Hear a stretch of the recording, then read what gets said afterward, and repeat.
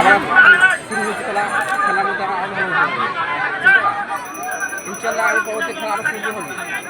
ঠিক আছে, এখন এখন আগের থেকে খেলা আসতে ধরো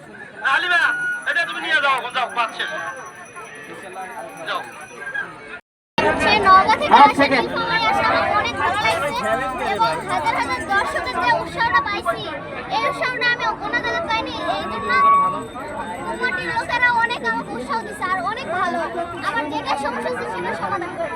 যদি সুযোগ আমার পূর্বপুরুষ থেকে ঘোড়া খেলা হয় এখানে, এবারও হইতেছে, আরো আগামী